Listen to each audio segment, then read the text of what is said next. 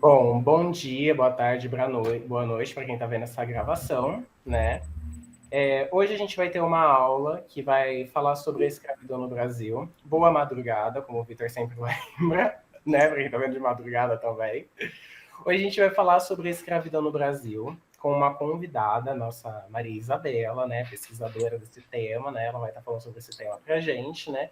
E esse tema se torna muito importante, né, estudar ele historicamente, né, essa visão que a gente tem sobre a escravidão no Brasil, que interpassa esses 300 anos, na verdade, né, interpassam diversas economias, né, a gente sempre acaba deixando de lado que, na verdade, essa era uma forma de economia também, que deu muito dinheiro para o Brasil nesse período, mas a gente não pode olhar apenas isso nessa questão econômica, nessa questão voltada ao dinheiro, e lembrar também da participação ativa, não política, né, mas social, né, esses movimentos sociais e políticos também, né, muitas das vezes, né, que tiveram dentro do Brasil, né, Brasil Colônia, Brasil Império e também, né, Brasil República, quando a gente pode falar de trabalhadores negros que reivindicavam, né, seus direitos trabalhistas, né, já ali no período da Primeira República até a queda dela com o golpe de Vargas, né. Então, é imprescindível a gente lembrar disso e observar também que a partir desses acontecimentos, né, de como foi outorgado, na verdade, né, promulgado nessa lei de 88, de 1888, a lei da abolição, e como isso ainda continua tão forte, né, no Brasil, né. Hoje a gente tem uma ausência muito grande de políticas públicas a respeito de pessoas negras, né. A gente vê, por exemplo, aonde essas pessoas são destinadas, né, a morar, a gente vê onde essas pessoas não são destinadas a estudar. Hoje em dia, por exemplo, a lei de cotas, né, que já tem o quê? Uns 10 anos que essa lei está vigente, uns 10, 20 anos, alguma coisa do tipo, né? Começou em 2000 e pouco, 2004, não lembro. Mas essa lei que está vigente aí hoje em dia que a gente consegue ver resquícios dela muito maiores, né? Quando sai, por exemplo, nos jornais, que agora tem uma porcentagem muito grande de negros dentro da universidade pública, né? E agora isso está acontecendo, né? A escravidão já acabou mais muito tempo, né? Acabou no final do século XIX, né? A gente está vivendo o século XXI e ainda com fortes resquícios, né? Resquícios também que muitas das vezes impactam várias outras temáticas que a gente vê hoje, né?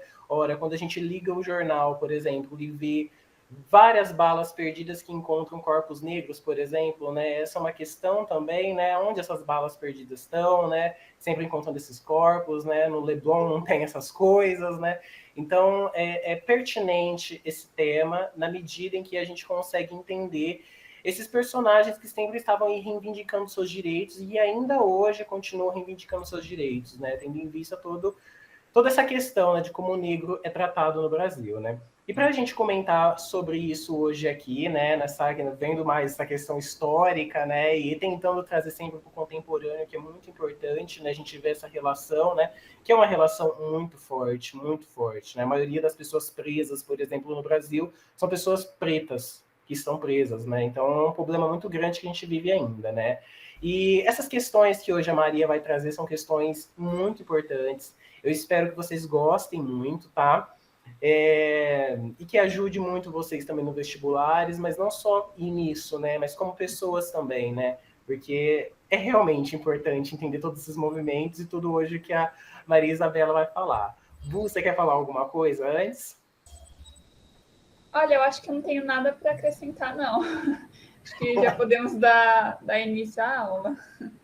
Então, perfeito. Então, Maria, eu te passo a palavra. Eu queria falar também que se alguém tiver alguma dúvida, pode mandar no chat, tá? Aí eu acharia melhor a gente tentar responder no final, né, para Maria explanar bastante esse tema, né? E aí no final a gente acaba entrando mais nesses ínteres, comentando um pouco mais sobre algumas eventuais dúvidas que possam ficar, né? Então, é isso.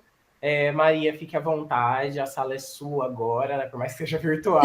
Muito obrigado por aceitar o convite, tá bom? E agora vamos para essa aula maravilhosa sobre escravidão no Brasil. Muito obrigado, viu? Aí pode só falando que eu vou passando os slides, tá? Tá bom, eu vou te avisando.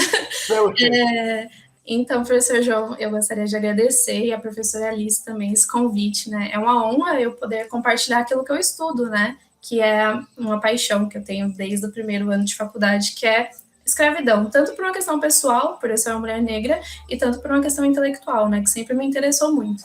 E o professor João me abordou falando que ele queria explorar um pouco mais a escravidão e as resistências, né? Então, eu pensei em nomear essa aula de A Maior Dívida Social do Brasil, a escravidão dos negros africanos, né? Como a gente consegue pensar nessa temática a partir das resistências e pensando o negro africano, a negra africana, como autores também da sua própria história, né? Então, pode passar, professor. Começando um pouquinho com uma introdução, eu gostaria aqui de compartilhar com vocês um dos maiores problemas que a gente que estuda, né, como pesquisador de história, tem ao adentrar esse mundo da escravidão negra africana no Brasil, né, que é o debate com a documentação conservadora que ainda existe sobre essa temática, né, porque como a gente sabe, a maioria desses dados são produzidos por escravagistas que praticamente exterminaram os focos de resistência durante o período escravagista e escreveram a partir da sua ótica, né? Então, o que a gente consegue aqui retomar é um estudo mais recente das últimas décadas, onde o negro não é só um objeto de estudo, e sim um sujeito ativo da história, né? Então, eu vou retomar aqui alguns dados que eu acho que o professor João já deve ter abordado com vocês e durante a trajetória de vida educacional de vocês, né? Que o Brasil ele foi o país que mais recebeu africanos escravizados no mundo. Ele foi o último país das Américas a abolir a escravidão. Então, durante o tráfico ali transatlântico, o Brasil recebeu cerca de 5 milhões de africanos trazidos e arrancados do seu território de origem, né? Então, o tráfico negreiro, ele seguiu em curso mesmo após inúmeras tentativas de abolição, como a gente vai ver mais para frente, né? Com a Lei Feijó, com a Lei Eusébio de Queiroz, em 1850. Então, pensa, desde o século XVI até 1850, chegavam cada vez mais africanos aqui no Brasil. E foi uma coisa muito rentável, né? Porque, assim, esses africanos, eles eram destinados exatamente ao âmbito econômico, que eram as plantations, né? Que foram as primeiras formas de explorar a terra aqui no Brasil, né? Em terras luso-brasileiras. Então, praticamente quase 400 anos, a escravidão negra ela foi sistematizada e ela foi instituída no país. E como o professor João disse, ela deixa suas marcas até hoje. Segregação social, discriminação e violência a partir do quesito de cor de pele, né? Infelizmente. Pode passar, professor. Mas assim, né? Vamos retomar do início, ali no século XVI. Como que os escravizados eram trazidos aqui para o Brasil, né? Para o Brasil, que na verdade seria Brasil só em 1822, né? Terras luso-portuguesas. Eles eram trazidos através dos navios negreiros, que também eram chamados de navios tumbeiros. Eu acho que vocês já devem imaginar por que tumbeiros, né? Porque muitos nem chegavam às colônias, morriam no caminho, né? Então, elas foram embarcações que faziam essa travessia dos escravizados no Atlântico e eles transportavam pessoas como mercadorias, né? Para trocas comerciais entre o continente africano e as colônias europeias durante o Novo Mundo, né? Que, entre aspas, eram as novas descobertas e, na verdade, foram invasões, né? Esses navios eles também transportavam outros produtos, como o açúcar e o café, para o continente europeu e também pelas suas colônias espalhadas pelo mundo, né? E esse modelo de negócio ele ficou muito conhecido como comércio triangular. Ali no mapa a gente vê, né, o comércio triangular entre a costa africana, a Europa e as Américas, né? E foi extremamente lucrativo enviar os cativos, né, que é outra forma de chamar de escravizados, para essas produções, né, as grandes plantations, que eu acho que o professor já deve ter explanado com vocês as características das plantations, né, que são grandes latifúndios, monoculturas, trabalho escravizado e a exportação para a grande metrópole. Então, a captura desses africanos acontecia da seguinte forma: eles eram capturados mais ou menos ali na África subsaariana, onde está em amarelo e em rosinha, sabe? Que ali são as regiões centrais e abaixo do deserto do Saara, né? Eles eram capturados por outros africanos. E como acontecia essa captura? Através das conquistas locais das guerras étnicas. Então, já em condição de escravizado, nesse momento, eles eram levados ali, ó, para o território, pela costa, né, do litoral da África, onde haviam feitorias já de europeus. E ali mesmo eles já eram comercializados e condicionados à condição de cativo, né? Então, a maior parte deles vieram ali da costa do ocidente africano, principalmente os grupos que são denominados bantus e sudaneses. Chegando aos navios, eles eram destinados aos porões das embarcações, que no próximo slide eu vou mostrar para vocês, onde eles ficavam presos às correntes, né? Então, vocês já devem pensar que o movimento era mínimo. E cada navio levava, em média, ali 400 africanos amontoados em um espaço insalubre, sem muito ar, sem luz do sol, então eram condições desumanas completamente, né? Os tripulantes, né, os donos dos navios e quem comercializava, eles não tinham a menor preocupação com a condição do escravizado. Então, eles eram montados e acorrentados como animais, né, selvagens. E você já deve imaginar, por já haver escravidão na África, muitos grupos étnicos se encontravam dentro dos navios. Isso poderia também causar alguns tipos de revoltas. Daí a gente já pode começar a falar um pouco sobre as resistências, né? Então, os alimentos, eles eram jogados 1 ou 2 vezes ao dia nos porões e cabia aos próprios cativos a distribuição. Então, assim, muitos ficavam sem comer, alguns comiam uma parcela a mais, então era bem difícil, né, gente? Era bem complicado essa realidade. E como os integrantes dos navios, eles não tinham muito hábito de entrar no porão, muitos mortos que não aguentavam a travessia, né, para as novas colônias, eles permaneciam ali do lado dos vivos por muito tempo. Então, tipo assim, o navio, se ele encontrava alguma dificuldade no trajeto, né, o comandante da embarcação, ele pedia para os negros considerados moribundos, aqueles que estavam agonizando, já prestes a morrer, e os mortos que eles fossem lançados ao mar, como uma alternativa de reduzir o peso dos navios e melhorar a travessia. Então, eles eram considerados como objetos, como animais, eles nunca foram considerados como pessoas nesse momento, né? No século XIX já é outra situação. Pode passar, professor. Aí está uma maquetezinha que eu trouxe para vocês, né? Como acomodavam os negros africanos, né? Acorrentados, mais de 400 pessoas nesse ambiente. Então, vocês imaginam, né, gente, como era complicado. Mas falando um pouco mais sobre o tráfico transatlântico, ele começou a entrar em decadência ali somente no início do século XIX pelas pressões inglesas, né? Devido às péssimas condições físicas, psicológicas, muitos morriam, eram mortos, sofriam torturas e acabavam também se suicidando. Por conta de todo esse sofrimento, né? As principais causas das mortes estavam envolvidas com problemas, por exemplo, gastrointestinais, com doenças como escorbuto, com doenças infecto-contagiosas, que também atingiam a tripulação branca, né? E outro fator também que contribuiu para o elevado número de mortes dentro dos navios negreiros foram os castigos aplicados por revoltas, né? Então, grande parte dos escravizados, eles eram obrigados a assistir aquela punição para que fosse exemplar, para que eles não fizessem o mesmo, né? Uma das revoltas dos navios negreiros mais conhecidas aconteceu no navio que se chama Amistad, em 1839, né? Ele foi um navio veleiro daqueles tipo escuna, sabe? Ele foi usado pela bandeira espanhola e ele foi também utilizado pelo tráfico negreiro, né? E a maioria dos revoltosos, eles foram punidos e jogados ao mar. Então, a gente já começa a ver como o sistema estatal era bem repressivo, né? Pode passar, professor. Eu vou deixar disponibilizado os slides, aí vocês vão ter contato com essas pequenas dicas que eu deixei, tá? Não se preocupem com isso.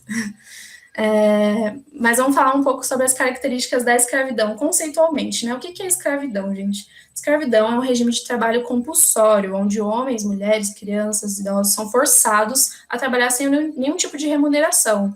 E, além disso, as suas liberdades são arrancadas, porque a partir daquele momento eles são considerados propriedade dos seus senhores, podem ser vendidos, trocados como simples mercadorias, né?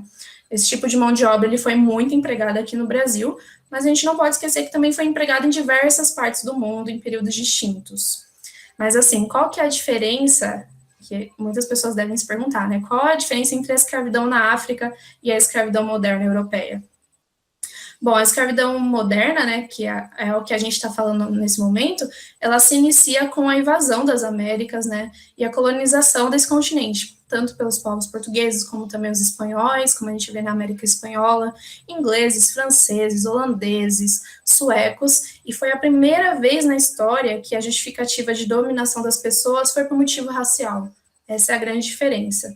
Né? A gente vê algumas guerras na história antiga, mas eram disputas territoriais, jamais foi por uma motivação racial, né? Então, inicialmente, a escravidão dos negros da terra né, que se chamam os chamados indígenas, ela se iniciou aí, né, no século XVI, e posteriormente, com a vinda de milhares de africanos, houve essa troca do trabalho compulsório, né. No continente africano, como eu já disse no início, existia sim a instituição de escravidão, né, mas por motivos de guerras étnicas, diferente no Brasil, que legitimou essa instituição, esse sistema, por limites de cor, né, por fatores morais, intelectuais e também religiosos. Então, a escravidão negra no Brasil também foi um sistema moralmente e religiosamente aprovado pela Igreja Católica, que é o que eu vou falar no próximo slide. Deixa eu passar, professor.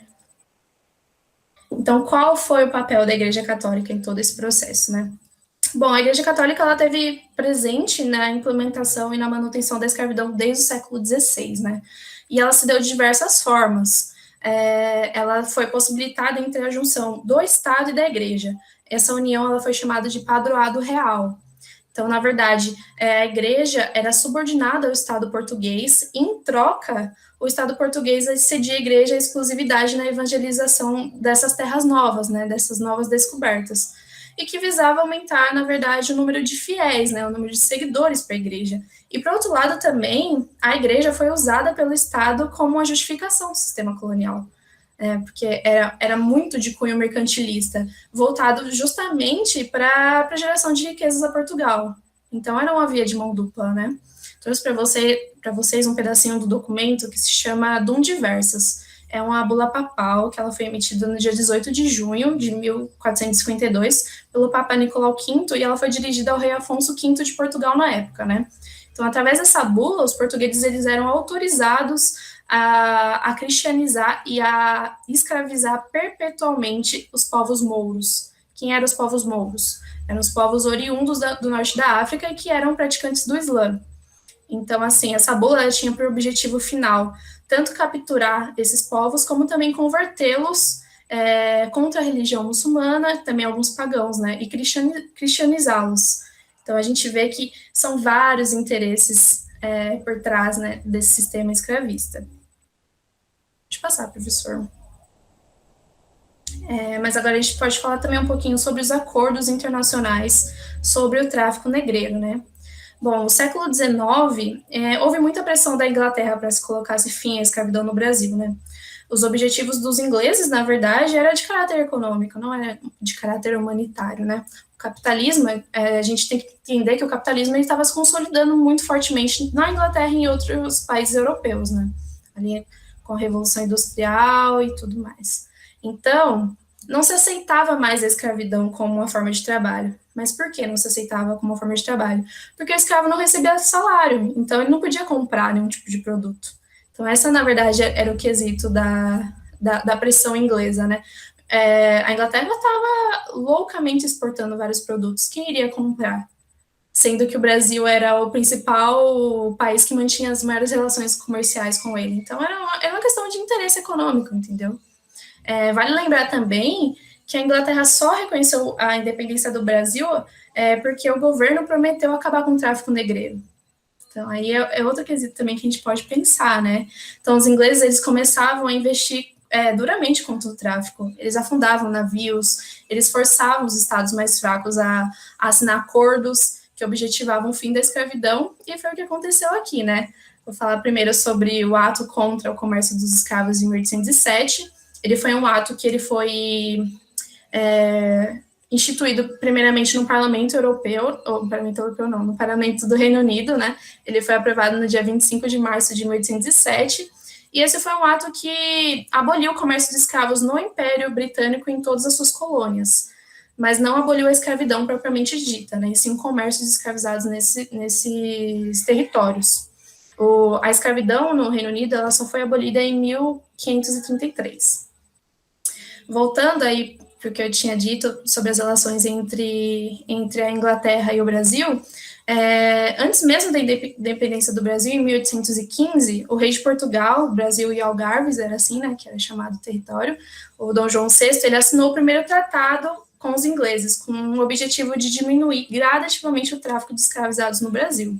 Então, esse tratado ele foi assinado no dia 22 de janeiro de 1815, e ele proibia que os navios negreiros, eles aportassem aqui no Brasil, né? Os navios que eles eram provenientes da costa africana acima do Equador. Já o Tratado de 1826 também foi um tratado estabelecido já com o Império Brasileiro, né, após a nossa independência, e o governo britânico, e eles assinaram um documento que estendia um pouco mais o Tratado de 1815. Ele estendia a proibição do tráfico a todos os navios provenientes da África. Então, esses acordos, gente, eles não eram respeitados, né? O tráfico, ele aconteceu de forma ilegal, foi acontecendo até 1850, sem nenhum tipo de repressão do governo imperial, né? A tentativa de lei, né, foi uma tentativa de lei que foi a Lei Feijó, de 1831. Essa lei, ela proibia a importação de escravizados no Brasil. Então, o primeiro artigo dessa lei, ela afirmava que todos os escravizados que entrassem aqui no Brasil, eles conseguiam, a partir daquela data, serem livres. Então, seriam também declarados culpados tanto o comandante das embarcações, como os financiadores das viagens e também os compradores do produto final, que era o escravizado, né?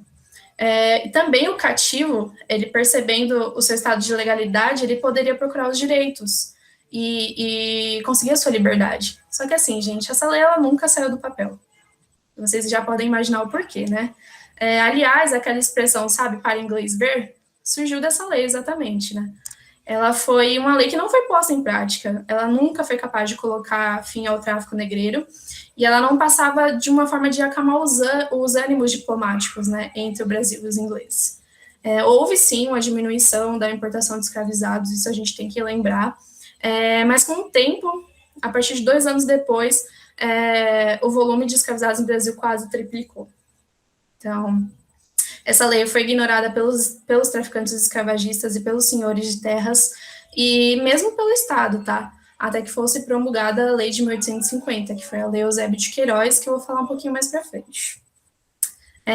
Agora a gente tem que falar sobre uma última lei, que é a Lei Bill-Aberdeen, que ela foi promulgada em 1845, e ela foi a lei que permitia que as embarcações britânicas atacassem e aprisionassem os navios negreiros que tivessem em qualquer parte do Oceano Atlântico. Então, assim, qualquer navio negreiro de qualquer nacionalidade poderia ser aprisionado pela Marinha Britânica e todos os tripulantes eles seriam presos e julgados nos tribunais ingleses. Então, assim, vocês já podem imaginar como o governo brasileiro recebeu essa lei, né? O governo brasileiro interpretava a Inglaterra como invasora diplomática dos negócios nacionais, né? Porque isso, na verdade, evidenciava também o imperialismo europeu, o imperialismo inglês durante o século XIX sobre as colônias mais fracas, né? Consideradas as mais fracas, as portuguesas, as espanholas, entre outras, né? E atacava também um dos pilares da economia nacional brasileira, que era o tráfico de escravizados e o envio desses cativos para as lavouras, né? Para os excedentes de produção e exportação também do café, né? Que o café ele se tornaria ali no finais do século XIX e século XX o produto principal de exportação da economia brasileira, né? Então, o fim essas leis, elas possibilitaram que os investimentos ao tráfico fossem investidos em outros setores da sociedade, como a iluminação, como o gás. Então, ali a gente consegue perceber, no século XIX, ali no início, a formação das cidades, para investimentos nesse quesito. Mas, assim, como eu havia falado para vocês, são leis que foram promulgadas, estipuladas, mas que não foram seguidas. Pode passar, professor João. Bom, agora, como eu falei do crescimento das cidades, é importante a gente falar sobre a presença escrava nesses espaços públicos, né? Principalmente ali nos finais do século XVIII, início do XIX, onde as cidades começaram a virar centros urbanos e culturais muito fortes, né? A gente sabe já que a mão de obra escravizada ela foi o principal instrumento de força de trabalho durante o século XVI até o XIX e diria que até o início do século XX, né? E a gente consegue ter uma dimensão dessa ocupação escrava nos espaços públicos através das análises das gravuras e pinturas da época, né? Vou falar um pouquinho sobre a ocupação de mulheres e de homens escravizados nas áreas públicas. Por exemplo, as mulheres negras, elas ocupavam muitos postos. No ambiente domiciliar, por exemplo, elas eram tratadas como domésticas, como amas de leite, cozinheiras, passadeiras, engomadeiras. No ambiente público, elas ocupavam funções como carregadoras, como vendedoras ambulantes, como amantes e como prostitutas também. Os homens negros, por outro lado, eles ocupavam lugares em que exigia mais força física, né? Como serradores, construtores de casas, de embarcações, de navios, e até carregadores de cadeirinha para as damas da elite, sabe? Principalmente ali a elite carioca, né? A gente tem que lembrar aqui da Belle Époque, né? Aquela ideia de que a gente poderia imitar os costumes e a cultura francesa. Os bancos de dados da historiografia da escravidão, eles afirmam que praticamente metade da população, nessa época, no início do século XIX, era ocupada por escravizados, principalmente nas grandes cidades como Rio de Janeiro, Pernambuco e São Paulo. Então, a presença de africanos era muito forte, né? Pode passar, professor. Eu gostaria de falar com vocês, inclusive, a presença dos homens chamados homens tigres, né? Alguns cativos, eles eram denominados como homens tigres, e era uma forma pejorativa, inclusive. Eles eram responsáveis por recolher despejos, como urinas e fezes, dos moradores dos grandes centros urbanos. Então, assim, a maior parte das casas, nessa época, a gente não contava com banheiros, não contava com água corrente, não tinha nenhum tipo de instalação sanitária, né? Então, os moradores das cidades mais antigas, eles faziam suas necessidades em pinicos, em recipientes de porcelana, eles deixavam fora de casa, e esses cativos, denominados homens tigres, eles recolhiam esses materiais e colocavam acima da cabeça ali, ó, como está na imagem, né? Esse conteúdo continha ureia e amônia, e em contato com a pele, ele mancha a pele. Então, vocês já devem ter a noção por que homens tigres, né? Porque esses homens, eles tinham a pele manchada. Então, eles eram chamados de tigres ou de tigrados. E, devido a esse cargo, muitas pessoas não se aproximavam dessas pessoas, né? Fazendo com que a segregação social aumentasse ainda mais. Esses negros africanos, né? Eles podiam ser escravos comprados de seus donos e eles podiam prestar também serviços para outras famílias. Então, eles conseguiam uma renda extra para o seu dono e também conseguiam guardar um pouco para si. E daí havia a possibilidade de comprar sua alforria, né? Então, esses são chamados os negros de ganho. Os negros que trabalhavam nas cidades, que conseguiam trabalhar como carregadores, como homens tigres, como vendedores ambulantes, eles tinham sim que destinar uma parcela dos seus ganhos para o seu senhor, e o que eles conseguiam guardar, eles investiam na alforria, né, na sua liberdade. E há registro da utilização dessa mão de obra, né, dos homens tigres, até a década de 1860, gente, e no Recife até 1882. Então, assim, é insano a gente pensar que esse tipo de função era algo normalizado na nossa sociedade, né? Pode passar, professor. Bom, aqui eu coloquei um slide de questionamento para vocês, né? Da ideia dos escravizados serem submissos. Bom, a primeira coisa que a gente tem que pensar aqui é que a gente está falando de pessoas, gente, não está falando de objetos, a gente está falando de famílias inteiras, de crianças, de idosos, que foram colocados à força em situação de cativeiro. Então, ninguém nasce escravo, né? O termo escravo, ele deixa subentendido que a escravidão era inerente ao negro. Isso é uma falácia, isso é errado. A historiografia das últimas décadas, né, dos últimos anos, eles tentam usar mais o termo escravizado, que é o africano que foi submetido ao sistema contra a sua vontade. Então, vocês podem ver que eu falo muito escravizados, né? É justamente por isso. Ninguém nasce escravo, né? Ele é colocado nessa situação. Então, ali, praticamente na historiografia dos anos 70, novos modelos de análise foram anunciados, como a história social, a história cultural, a microhistória, que olham a história da escravidão a partir de outras perspectivas, né? E trazem novos resultados de pesquisas mais aprofundados sobre personalidades e sobre pessoas que agiram ativamente na escravidão. Então, o negro ele não era submisso, apesar de ser colocado em um lugar de subalternidade muito forte e violentado de diversas maneiras, né? Essas novas escolas que eu citei, como a escola social e cultural, elas também retomam a figura do negro africano e dos seus descendentes como protagonistas e resistentes ao regime de escravidão. É justamente isso que eu vou falar no próximo slide. São as formas de resistência, né? Esses documentos que fazem parte da historiografia da escravidão, eles mostram que nem só fuga e quilombo era sinônimo de resistência, né?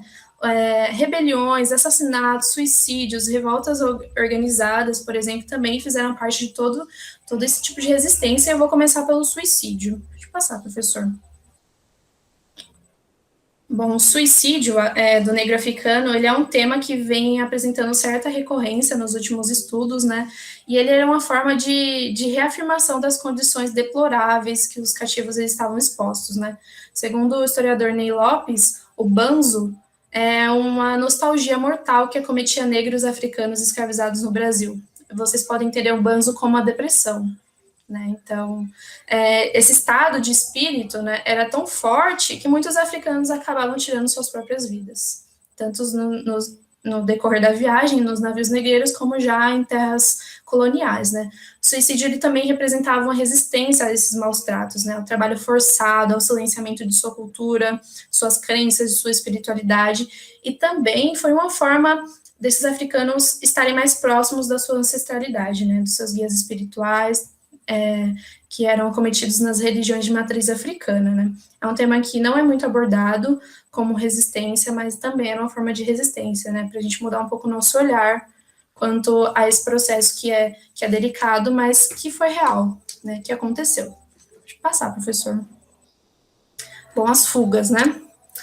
As fugas também foram uma das formas que os africanos encontraram de resistir, se opor aos castigos físicos, psicológicos e às longas jornadas de trabalho, né? Um deles apontam para 2 tipos de fugas. A primeira fuga era a fuga de rompimento e a outra era a fuga reivindicativa. A fuga de rompimento é a mais conhecida entre a gente. Talvez vocês não conheçam por esse nome, mas vocês já ouviram falar em Quilombo dos Palmares, né? Então, a fuga de rompimento eram quando os africanos eles rompiam com o controle, com a fiscalização dos feitores, das fazendas, e eles se embreavam nas matas ou nas cidades para conquistar a sua liberdade, né? A principal formação das fugas de rompimento foi a formação dos quilombos, segundo o historiador o Manolo Florentino, ele diz que as fugas já de reivindicação eram chamadas, na verdade, de escapadelas, né? Tinham como objetivo final obter pequenas conquistas na melhoria das condições de trabalho, né? Então, esses africanizados esses africanos que praticavam essas pequenas escapadelas, eles, na verdade, queriam mostrar maus tratos pelos feitores, mas eles acabavam retornando às fazendas. Então, as fugas de rompimento, os africanos fugiam mesmo e se embreavam nas cidades e nos quilombos, e as fugas de reivindicativas eram pequenas escapadelas diárias para mostrar para os senhores escravizados que eles estavam sofrendo de alguma forma, né? As fugas, elas também se tornaram muito presentes ali no período abolicionista, na década de 70, de 80, como forma também de fortalecimento do movimento abolicionista, né? Muitos abolicionistas, eles davam condições para que os escravizados conseguissem fugir. Deixa eu passar, professor. Já que eu toquei na formação dos quilombos, né, teremos que falar sobre esse tipo de resistência que eu acho que é a mais conhecida entre pessoas que conhecem a história e que também não conhecem, né, muito aprofundadamente. Foi a formação dos quilombos e dos mocambos, né, a partir das fugas de rompimento que eu falei com vocês. O mocambo, ele significa esconderijo, né, e o quilombo, ele era utilizado para se referir a algum acampamento militarizado, né. Essa estrutura surgiu no Brasil ali por volta de meados do século XVI e se popularizou com o Quilombo dos Palmares, né? Mas o Quilombo dos Palmares não foi o único quilombo estabelecido aqui no nosso território. A gente teve diversos quilombos espalhados pelo país, e o primeiro foi registrado na Bahia, em 1575, segundo o historiador Flávio dos Santos Gomes, né? Os quilombos, eles mantinham relações comerciais também importantes com outros quilombos. Eram estruturas bem organizadas e também haviam contato com as pessoas livres das cidades, né? Existiam os quilombos que eles sobreviviam a partir do que era cultivado e caçado nas florestas, outros também optavam por viver através dos assaltos, dos ataques também à população livre nas estradas, por exemplo, né? Ataques também a outros engenhos que os escravizaram, né? Então, é interessante a gente pensar nessa perspectiva ativa dos africanos. E eles também se desenvolveram em lugares de muito difícil acesso, gente. Então, assim, há quilombos como, por exemplo, o Quilombo dos Palmares, que teve a vida ativa por mais de 80 anos. Né? Então, a gente tem que pensar nessas estratégias de sobrevivência, né? E aqui eu vou citar alguns quilombos que, além dos Palmares, que também são bem conhecidos, como o Quilombo do Jabaquara, o Quilombo do Buraco do Tatu e o Quilombo do Leblon. Deixa eu passar, professor. Bom, né, não deixando de falar sobre o nosso principal quilombo, o Quilombo dos Palmares, ele se manteve ativo desde 1612 até 1695, que foi com a morte do último líder, né, o Zumbi dos Palmares. Então, ele permaneceu ativo por mais de 80 anos, e algumas fontes afirmam que o quilombo chegou a possuir cerca de 20 mil pessoas, gente, 20 mil pessoas. Então, ele marca como o maior símbolo de resistência escravizada e que mantém ativa a nossa memória de repressão do Estado brasileiro a esse tipo de resistência negra, né? Então, ele se localizou ali na região, entre os estados da Alagoas e de Pernambuco, né? Na região nordeste do Brasil, e o Zumbi dos Palmares, ele foi o líder quilombola, né? Ele nasceu ali na Serra da Barriga em 1655 e ele foi morto pelo Estado, né? Em 1695. E ele representou o líder do maior quilombo colonial do Brasil. Ele nasceu na capitania de Pernambuco, né? Ali hoje é a região que pertence ao município da União dos Palmares, divisa com Alagoas, né? E o Dia Nacional do Zumbi e da Consciência Negra é celebrado todo dia 20 de novembro, né? Que foi exatamente o dia da morte do Zumbi dos Palmares. Pode passar, professor. Bom, outro tipo de resistência, a capoeira, né? Também é bem conhecida nos nossos estudos. A capoeira é uma manifestação cultural afro-brasileira. Ela é uma forma de também luta contra essa opressão, e ela é travada tanto no plano físico como no plano cultural e espiritual, né? Ela tem um universo simbólico e motor de elementos que envolvem musicalidade, religiosidade, movimentos acrobáticos, e a capoeira ela é bem plural, né? Nela o lúdico e o combativo estão bem presentes nesse jogo, nessa luta, nessa dança, né? A origem da capoeira ela nos remete ao período escravagista brasileira, né, porque ela foi gerada como elemento de resistência contra a opressão, contra as violências sofridas, e também uma forma de lazer. Os dois principais tipos de capoeiras que a gente tem contato com a historiografia são a Angola e a regional, né, elas são acompanhadas por músicas, pelo instrumento berimbau, por cantos, por palmas, por formação em roda. A música é composta por vários ritmos, né? Tem o toque da capoeira que varia. A capoeira mais lenta ela é chamada de Angola, e também tem a mais acelerada, né? A gente vê que a capoeira ela começa de uma forma bem lenta e depois a gente vê os jogos e as lutas, né? Entre os seus participantes. Deixa eu passar, professor. Bom, chegamos a... Eu acho que tirou um pouquinho do slide, mas depois eu passo para vocês, que tinha mais coisas. Mas chegamos às revoltas escravas do século XIX, né? Bom, a resistência escrava ela se deu de diversas formas, e principalmente através das revoltas, né? Conforme o historiador João José Reis, ele diz que dentro do cotidiano dos escravizados sempre havia alguma forma de revolta, tanto para ganhar algum tipo de barganha com seus senhores, como pela melhoria do cotidiano e do trabalho compulsório, né? Essas revoltas, muitas vezes, não buscavam apenas abolir a escravidão, mas ela visava também corrigir alguns excessos de opressões acometidas pelos seus feitores, né? Como, por exemplo, os castigos e a crueldade, né? Muitos historiadores, eles pontuam que os escravos africanos, eles eram mais combativos do que os escravos crioulos. Os escravos crioulos eram aqueles que eram nascidos no Brasil. Por que eles dizem isso, né? Porque os escravizados africanos, eles já tinham uma bagagem de guerras étnicas, né? De combate e de conquista. Os nagôs, por exemplo, né? Os nagôs e os hausaus, eles são povos que eles já tinham uma bagagem de guerras étnicas, e eles também eram chamados genericamente de sudaneses, né? Eles eram advindos de vários tipos de etnias, entre elas as iorubás, hausaus, marins, mandingas. Então, apesar disso, os escravos crioulos também eles se rebelavam, tá? Não só os escravos africanos. E ao longo da história a gente pode ver inúmeros exemplos disso, como a revolta dos Búzios. Pode passar, professor. Bom, a revolta dos Búzios, ela aconteceu em 1798, ela aconteceu em Salvador, na Bahia. Ela recebeu diversos nomes, como eu coloquei aí para vocês, como Conjuração Baiana, Inconfidência Baiana, Revolta dos Alfaiates, e ela foi uma revolta de insatisfação por parte da população da capitania da Bahia, né, frente ao seu governador da época, que se chamava Fernando José de Portugal e Castro. Essa revolta aconteceu pelo aumento do preço dos produtos básicos e também pela falta de condição de trabalho para os negros libertos na Bahia, né? Então, algumas outras causas também defendidas por esses revoltosos eram a abolição da escravidão, a diminuição dos impostos, a abertura dos portos, a proclamação da República e o aumento salarial. Então, ou seja, foi um movimento de caráter emancipacionista, né? Ele foi bastante inspirado ali na independência dos Estados Unidos, os ideais também iluministas. Entre alguns revoltosos, né, a gente pode citar aqui um dos líderes, Luiz Gonzaga das Virgens, Lucas Dantas de Amorins Torres, João de Deus Nascimento e Manuel Faustino dos Santos Lira.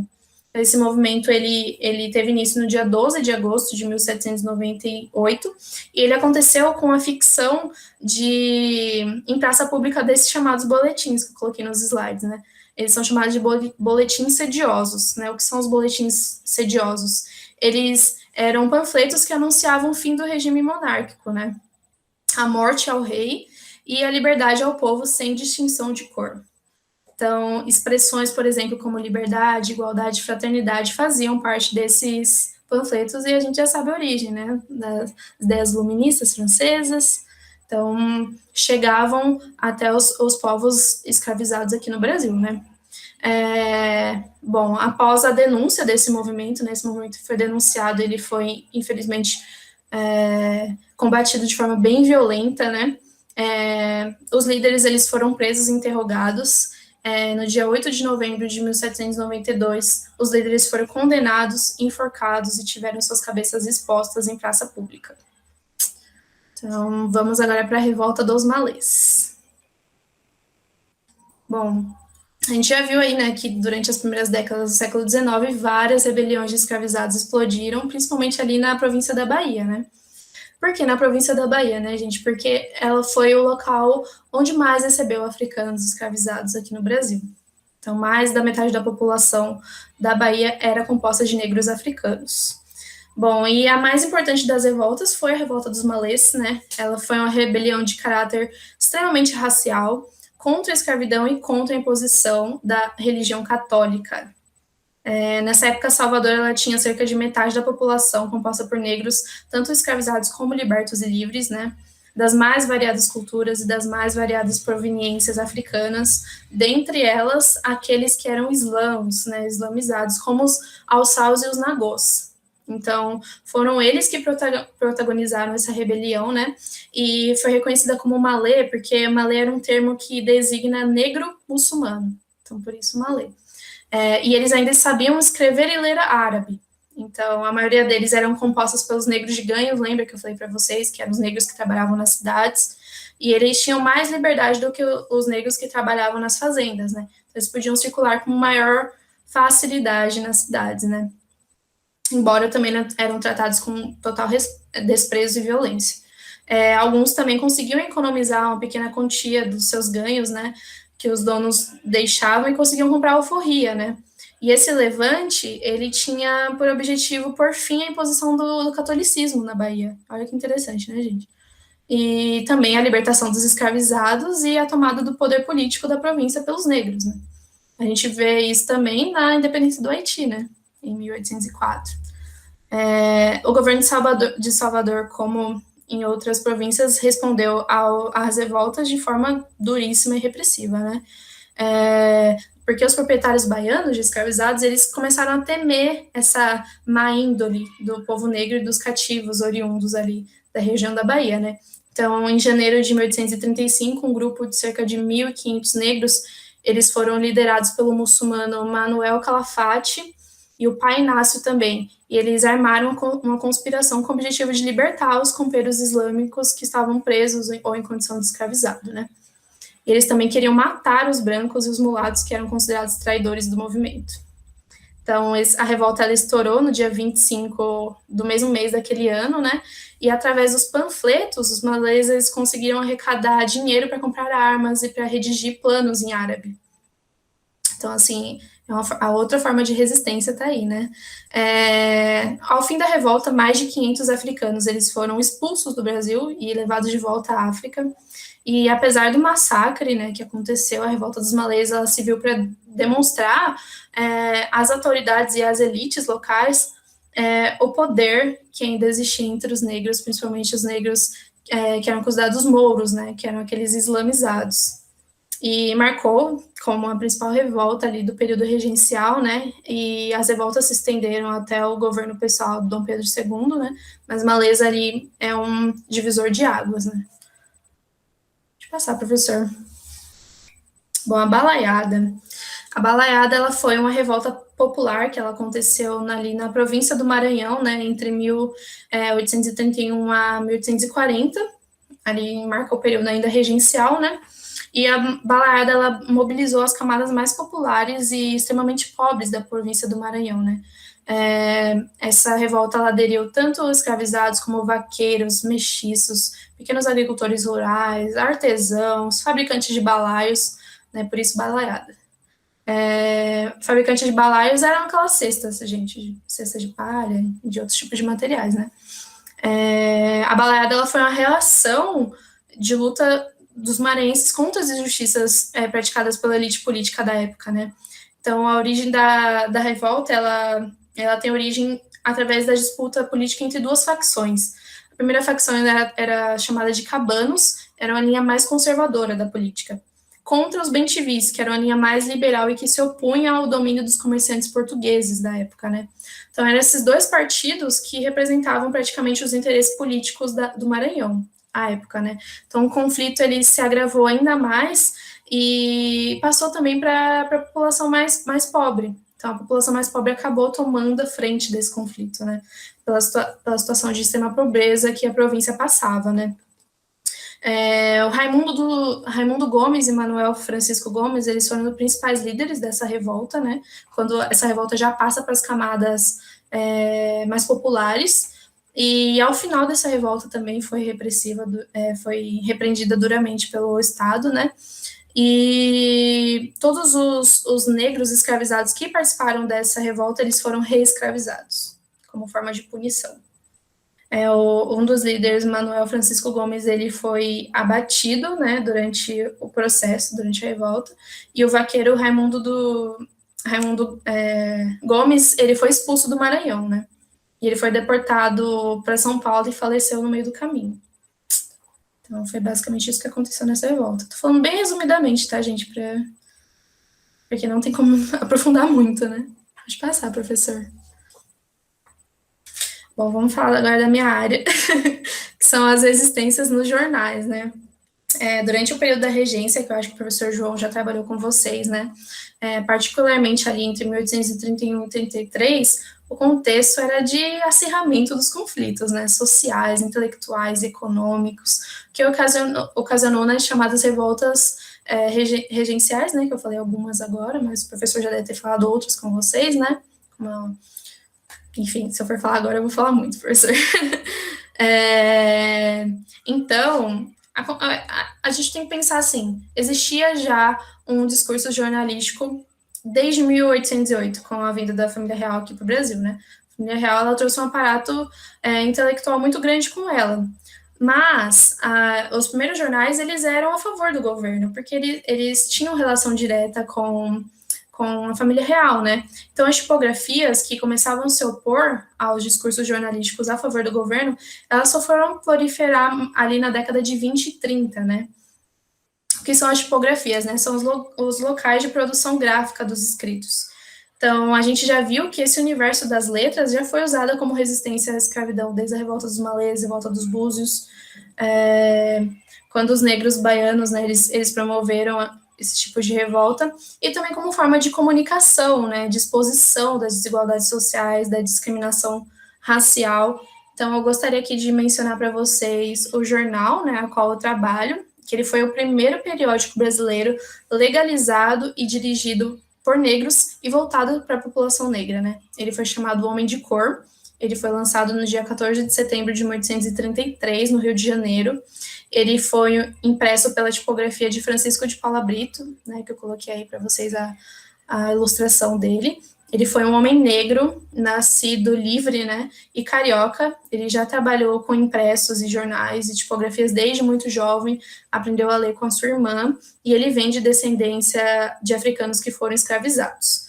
Né, esse periódico ele teve apenas 5 edições, né, iniciou em setembro de 33 e teve final em novembro do mesmo ano, né, de 1933. E esse jornal ele tinha como intuito sair em defesa dos homens livres negros na ocupação de cargos públicos, né? Defendendo que as pessoas não são diferentes pela cor de pele, sim pelas suas virtudes, pelos seus méritos, valores, habilidades. Pouco depois do Homem de Cor, apareceu outros periódicos com nomes que nos dão a entender bastante sobre a resistência ali existente nas primeiras décadas do século XIX. Surgiu o Brasileiro Pardo, o Cabrito, o Criolinho, todos no mesmo ano, né? Nenhum deles teve vida longa, infelizmente, né? Mas eles exerceram um significativo impacto na sociedade brasileira e, principalmente, ele teceu laços de solidariedade entre os letrados negros, né? Que mais para frente, com o movimento abolicionista, na segunda metade do 19, os jornais, eles serviram como verdadeiros articuladores dos projetos contra o sistema escravista, né? Deixa eu passar, professor.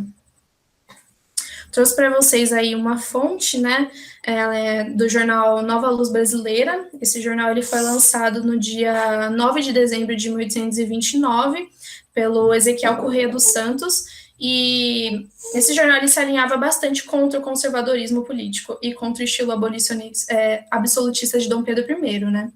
E é interessante a gente perceber como a resistência dos negros letrados também fazia parte desse âmbito público, né, como forma também de persuadir a opinião pública. Eu gostaria de ler com vocês essa fonte que eu peguei do dia 9 de 3 de 1830, né, a fonte Nova Luz Brasileira. As gentes de cor também têm parte no país, possuem propriedade e são senhores. Além disso, os homens sendo livres, honestos e honrados e bons patriotas são iguais perante a lei, e segundo a natureza e a Constituição. Logo, quem insulta pela simples diferença de cor é inimigo da lei. E por que ele fala que é inimigo da lei, né, gente? Porque na Constituição de 1824, a escravidão não é nem mencionada. E a partir desses ideais de liberdade e cidadania, a Constituição considera que os homens são iguais, independentes da cor. Só que, assim, é complicado a gente falar disso num país que é escravista, né? E que a Constituição passa um certo pano para o principal sistema econômico. Então, aqui para nós historiadores, né, é um embate, né? Porque parece que é bem contraditório, mas não é contraditório porque a gente sabe que a escravidão, ela tem várias facetas, né? Ela é bem complexa. Por isso que eu falei no comecinho da aula para vocês que a gente tem que olhar para a escravidão a partir de diversos olhares e diversos documentos, né? Não existiu apenas uma escravidão no Brasil, existiu escravidões psicológicas, físicas, que passaram por séculos, né? Então, ela continuou como um sistema sólido, mas ela se modificou muito durante o tempo, né? Pode passar, professor. Chegamos aqui ao grande embate aí, que vem se falando muito nos últimos tempos, né? A cor de Machado de Assis. Bom, continuando com essa temática de resistência, é impossível a gente não mencionar o nosso maior escritor literário brasileiro, um homem negro chamado Joaquim Maria Machado de Assis. Né? Ele nasceu ali em 1839 e ele faleceu em 1808, né? Além de escritor brasileiro, ele foi autor de vários gêneros literários, também foi poeta, romancista, cronista, dramaturgo, contista, folhetista, jornalista, crítico literário. Esse homem fez tudo. Na sua vivência, ele testemunhou o fim da abolição, né? Na verdade, o fim da abolição não, né? A abolição da escravidão e a mudança política do país da monarquia para a república, né? Ele foi um grande comentador também desses fatos políticos. E é importante a gente retomar essa discussão sobre o embranquecimento do autor, né? Nessa primeira foto aí. Eu mesma, quando estava no meu período de vestibular, de escola, eu jamais ia imaginar que Machado de Assis era negro. Então, isso é importante, né, gente? Essa discussão, ela ganhou maior força ali em 2019, quando um pesquisador, ele achou uma foto do Machado de Assis, né, em um exemplar de uma revista argentina, que chama Caras e Caretas, na qual o Machado de Assis, ele parecia nitidamente com fenótipos negros, né? que indicavam a sua ancestralidade africana. Então, foi realizada uma campanha que se chama Machado de Assis Real. Ela foi idealizada pela Faculdade Zumbi dos Palmares, né, que coloriu a foto do escritor.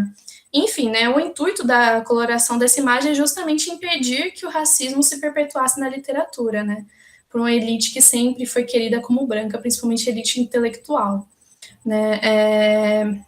Machado de Assis tem uma grande influência no mundo das letras, o nosso principal literário brasileiro, e a gente aqui, com esse debate, pode retomar essa herança do embranquecimento que ainda nos ronda, né? Ronda o nosso imaginário e a nossa construção identitária.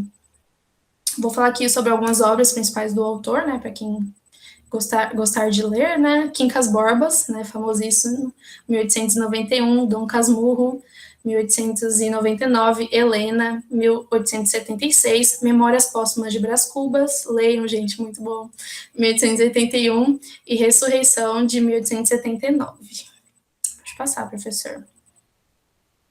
Bom, chegamos ao movimento abolicionista.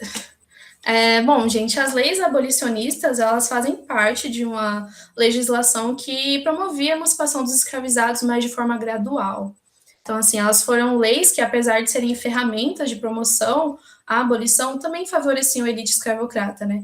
Já que essa lentidão, ela não teria o intuito de acabar com a escravidão imediatamente, né? E, ainda assim, os donos de escravizados, eles teriam a opção de serem indenizados. Então, esse é um principal debate da época, né? Então, instituir essas leis de forma gradual seria, na verdade, uma barreira para o avanço do movimento abolicionista mais radical, né? Que propõe a abolição imediata e sem nenhum tipo de indenização aos senhores escravagistas, né? As tais leis aprovadas, né? Eusébio de Queiroz até a Lei Áurea, né?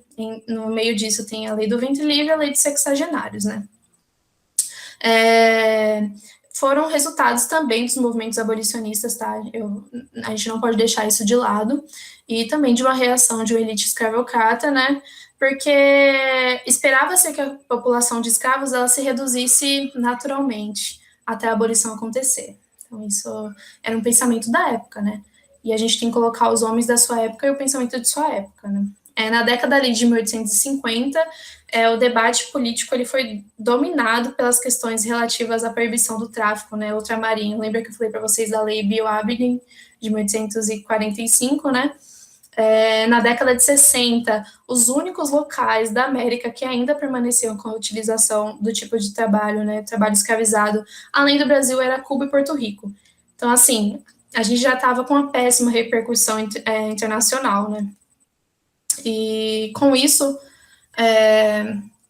com viagens e com percepções internacionais, houve a possibilidade da criação de uma legislação voltada à abolição, principalmente com influências externas, né, influências europeias que estavam se realizando, com os 10 iluministas, com o exemplo da independência do Haiti, né, e a ideia de realizar essa transição para a abolição por meio de leis não foi feita de uma forma revolucionária. Não era o intuito dos escravocratas fazerem isso de forma revolucionária, porque eles tinham medo justamente do que aconteceu no Haiti, né? De que a população a população branca fosse escravizada pelos negros, né? Que, enfim, para a mentalidade da época isso era normal. Não vou aqui entrar na minha opinião, né? Então, essa legislação ela faria uma transição bem gradual para atender aos interesses das elites econômicas da época, né? E a gente agora pode debater um pouco mais sobre a Lei Eusébio de Queiroz, né? Pode deixar aí mesmo, tá, professor? A lei ela foi elaborada pelo ministro da Justiça da época, chamado Eusébio de Queiroz Coutinho Matoso da Câmara. Ela foi instituída no segundo reinado, né? E ela foi uma das principais leis que aboliram gradativamente a escravidão no Brasil, né? Um dos principais motivos para sua promulgação foi a pressão da Inglaterra, né, como eu havia dito para vocês. A Lei Bill-Aberdeen, ela autorizava os britânicos a prender qualquer navio suspeito de escravidão ali em qualquer parte do Oceano Atlântico, né. Então, a continuidade desse sistema aqui no Brasil foi ficando cada vez mais insustentável, né. A gente foi colocado no rol dos países não civilizados, e para isso, diplomaticamente, era muito ruim para as relações comerciais, né. E a pressão foi tão grande que 2 meses antes da instituição da Lei Eusébio de Queiroz, a Marinha Britânica atacou a nossa costa belicamente. Então, lembra que eu falei para vocês, né, que a Inglaterra começou a investir pesadamente contra o tráfico de escravizados, não por uma questão só humanitária, mas por uma questão econômica, né. A Lei do Ventre Livre. A Lei do Ventre Livre, ela foi aprovada no dia 28 de setembro de 71, e ela decretava o quê, gente? Que todos os filhos de escravizados nascidos a partir daquela data eram considerados livres, né? Mas, assim, é muito bom para ser verdade, né? Haviam entrelinhas nessa lei. O dono dos escravizados, eles poderiam ser tutores até certa idade desses filhos, né? E eles poderiam escolher quando dariam a liberdade para essas crianças, né? Então, eles tinham 2 opções. Ou ele podia ser tutor desse filho de escravizado até os 21 anos, e daí eles seriam obrigados a libertar esse filho de escravizado sem nenhum tipo de indenização. Ele libertaria e não recebia nada em troca, né? Também havia a opção, que foi a mais usada, que foi mantê-los escravizados até 8 anos de idade, e nesse caso eles receberiam a indenização de R$600 mil.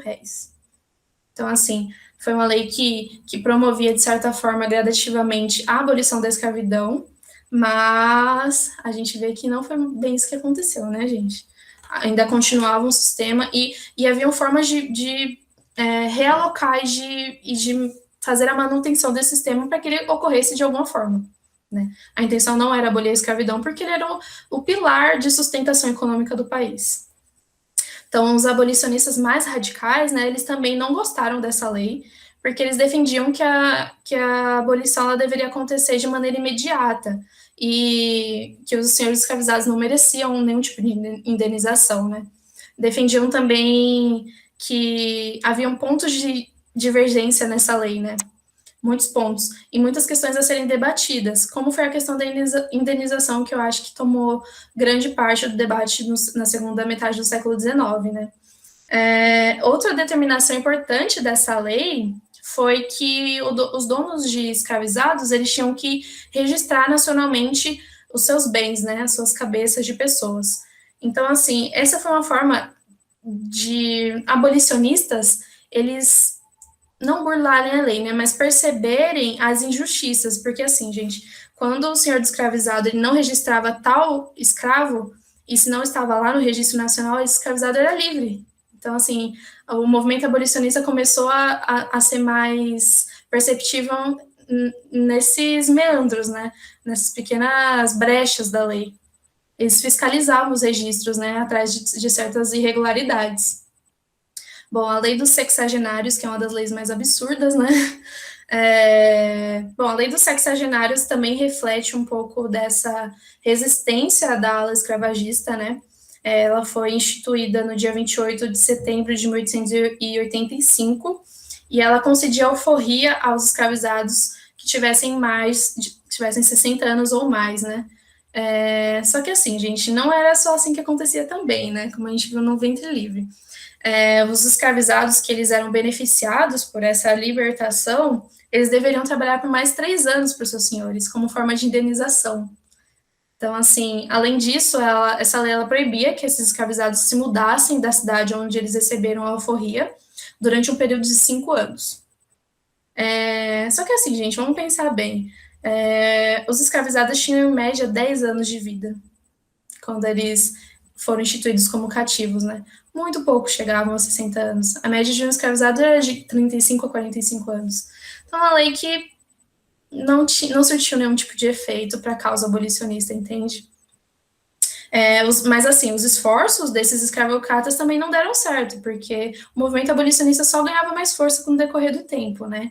Então, a gente começa a pensar que mesmo essas tentativas de barrar o movimento abolicionista só fez com que ele crescesse ainda mais, porque os abolicionistas conseguiam ver brechas, né, e conseguiriam instituir debates a respeito da indenização, do processo que estava ocorrendo de forma gradativa da abolição e dessas leis, né, eles começavam a revisitar essas leis para achar brechas e equívocos, né, e até a gente chegar no decreto da Lei Áurea, né, ela foi decretada no dia 13 de maio de 1888, e ela foi a lei que realmente extinguiu a escravidão no Brasil, né. Então, vamos recapitular as leis. Lei Eusébio de Queiroz, de 1850, que proibiu a entrada de africanos no Brasil. Lei do Ventre Livre, 1871, libertou todas as crianças nascidas de mães escravas a partir daquela data, com as ressalvas que eu falei para vocês. Lei de Sexagenários, que tornou livre todos os escravizados de 60 anos ou mais, a partir também dos pontos que eu abordei com vocês. Então, vocês podem ver que essa parte do século XIX foi muito turbulenta, né? Coitado de Dom Pedro II. Grande parte da população urbana ela era composta já de profissionais liberais, como médicos, jornalistas, advogados, que já eram favoráveis ao movimento abolicionista, né? E muitos deles já estavam bem engajados com essa causa. Então, em 1887, Dom Pedro II ele foi agravado com a forte diabetes. Então, ele viajou para a Europa a fim de dar início ao tratamento, né? E ele chamou a princesa Isabel de volta para o Brasil, porque ela seria a regente, né? Enquanto ele estivesse lá fora. E o tema da abolição, gente, já estava em voga. Já era insustentável a escravidão. Então, eu gostaria aqui de mostrar para vocês que, sim, a princesa Isabel assinou, né, o fim da escravidão, mas já era uma coisa que já estava dita como certa, entendeu? Ela só assinou. Então, a nível de curiosidade aqui, a princesa Isabel teve também contatos muito fortes com líderes abolicionistas como André Rebouças, e ela também chegou a ponto de acomodar no Palácio Imperial alguns escravizados, e isso era um escândalo para a corte, né? Então, com a sanção dessa lei, a princesa ela foi aclamada em praça pública, né, também por abolicionistas como José do Patrocínio, que elogiavam a nobreza, né? Mas é importante aqui a gente lembrar que a lei ela foi, na verdade, uma conquista de lutas travadas por atores fundamentais, né? Foram movimentos negros, de escravizados, de livres, de libertos e de seus descendentes, né? Nesse caso, a gente deve sempre questionar a historiografia mais conservadora sobre isso, né, que valoriza os heróis como os únicos responsáveis pelos grandes feitos da humanidade, né, enaltece a princesa Isabel como a redentora dos negros, como a libertadora, e ignora todo esse processo conjuntural e estrutural que estava acontecendo, né. Falando nos abolicionistas, pode passar, professor. Vou aqui falar para vocês sobre alguns nomes de abolicionistas, de mulheres e homens abolicionistas negros. Começar com o André Rebouças, né? O André Pinto Rebouças, ele nasceu na província da Bahia, ali em 1838, e ele foi um engenheiro, professor, abolicionista e monarquista brasileiro. Então, ele foi o primeiro engenheiro negro a se formar na escola militar. Ele foi filho de um advogado, Antônio Pereira Rebouças, que já era um mulato, né, autodidata, e ele exerceu a profissão que nem o pai, né? A mãe, Carolina Pinto Rebouças, ela foi filha de um comerciante, né? E o André Rebouças, ele sempre viajou a trabalho em muitos países europeus. E o processo de discriminação racial e essa pauta já estava muito em voga lá fora, né? Então, ele trouxe para o Brasil esse tipo de questionamento, né? E ele já se posicionava a favor da abolição da escravatura, né? Luiz Gama, por exemplo, e outros abolicionistas também já se manifestavam de forma pública, né? E o André Rebouças, ele tinha uma função bem específica, ele ficava mais ali administrando os fundos e os gastos das organizações abolicionistas, né? Ele ajudou também a formar diversas fundações, como sociedades abolicionistas e a Confederação Abolicionista. José do Patrocínio, aí, o terceiro que eu coloquei para vocês, né? Ele foi também um abolicionista, jornalista, escritor brasileiro. Ele participou ativamente dos movimentos de libertação dos escravizados, né? Ele nasceu no Rio de Janeiro, ali em 1853.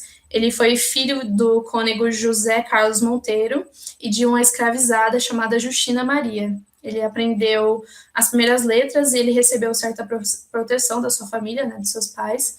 E com a permissão do seu pai, ele foi para a capital do Rio de Janeiro, né, onde ele começou ali a trabalhar na Santa Casa de Misericórdia, e aí por diante começou a sua participação nas campanhas contra a escravidão, né. Ele começou com um poema chamado A República, em 1883, e ele começou a se reunir em clubes de associações abolicionistas, né, atuantes ali no Rio de Janeiro, em Niterói, e ele propôs também a criação da Confederação Abolicionista, junto com André Rebouças, né. A partir da redação dessa confederação, a luta começou a desenrolar em todo o território nacional, né. Luiz Gama. Luiz Gonzaga Pinto de Gama, ele nasceu em Salvador, na Bahia. Ele foi filho de um fidalgo de origem portuguesa, né, e de uma negra livre chamada Luísa Marim. E segundo o próprio Luiz Gama, né, na sua biografia, a mãe dele participou da Revolta dos Malês, em 1835. Olha só que interessante. Também da Sabinada, né, em 1837. E como consequência da participação dessas guerras, a sua mãe teve que fugir, né, para o Rio de Janeiro, e ela deixou o Luiz Gama a cuidado do seu pai, né. Só que em 1840, quando o Luiz Gama ele tinha 10 anos de idade, ele foi levado por seu pai para o Rio de Janeiro e vendido para um comerciante, né, chamado Antônio Pereira Cardoso, porque o pai dele tinha uma dívida muito grande com o jogo. Então, assim, o Luiz Gama ele foi escravizado. O comerciante ele não conseguiu vender, né, o Luiz Gama, e ele levou para a fazenda de Limeira. E com 17 anos, o Luiz Gama ele conheceu um estudante chamado Antônio Rodrigues de Prado. Ele foi hóspede da fazenda do pai do Antônio Rodrigues, né? E o Antônio Rodrigues começou a ensinar a ler e escrever o Luiz Gama com 17 anos, né? Então, com 18 anos, o Luiz Gama ele já sabia da sua situação de legalidade.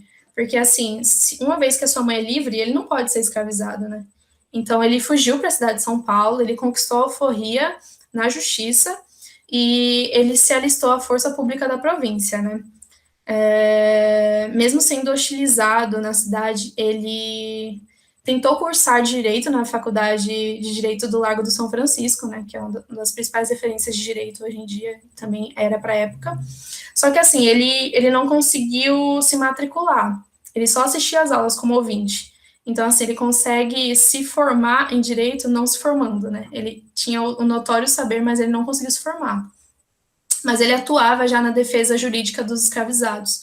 Então, em 1856, ele se tornou escrituário da Secretaria da Polícia da província de São Paulo, e ele participou da criação do Partido Republicano Paulista, né?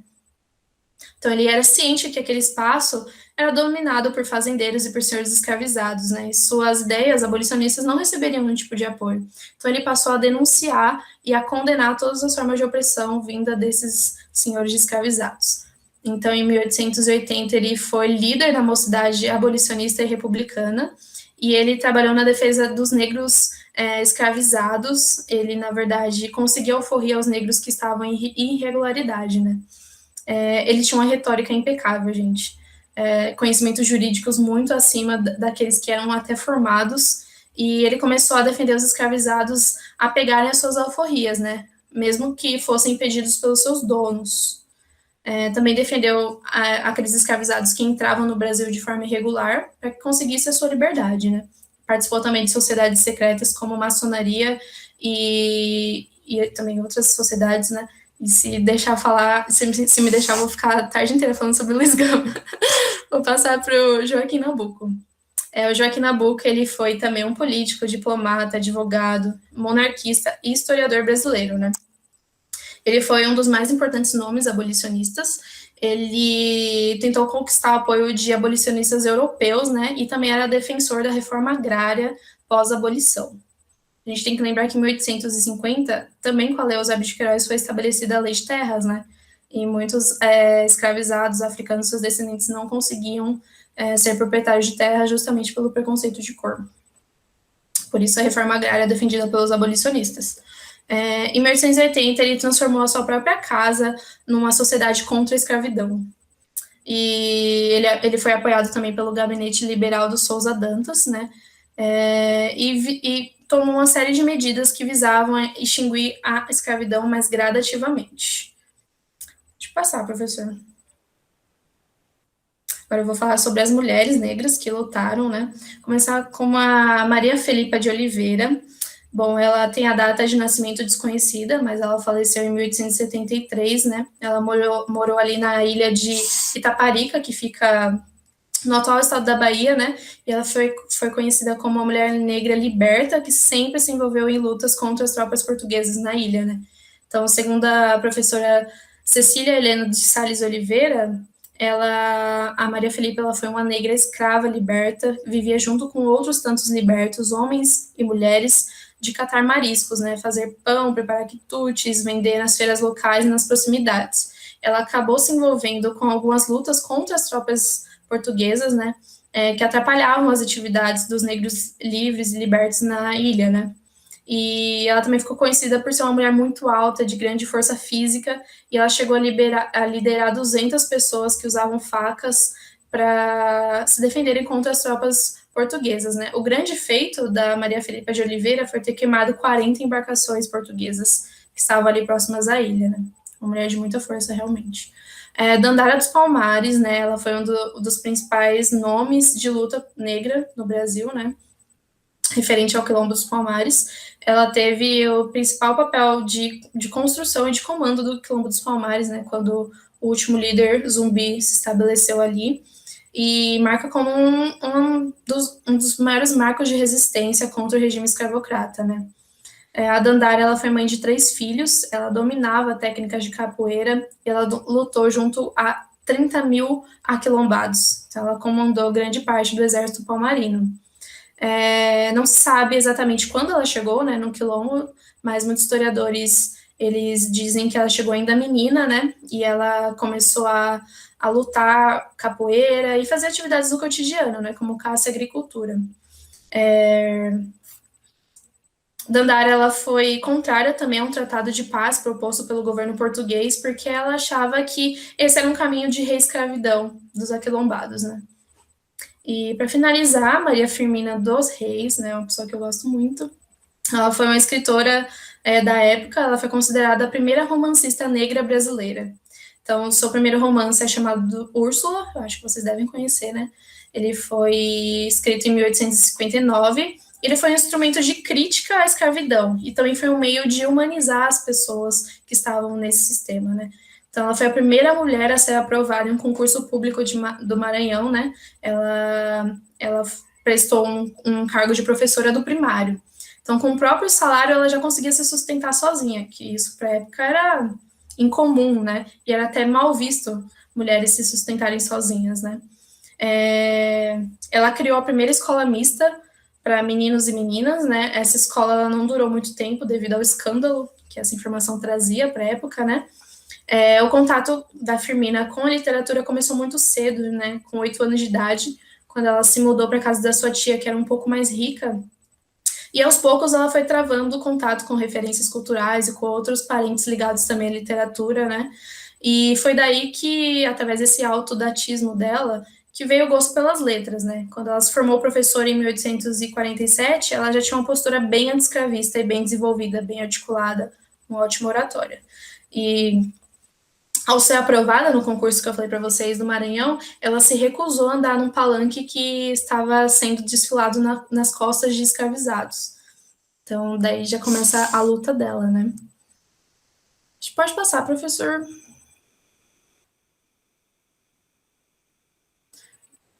Gente, para finalizar, né, eu deixei para vocês alguns documentários que eu gosto muito e que eu acho que é importante tanto para estudo como para lazer, né, para a gente conhecer um pouco mais da nossa própria história.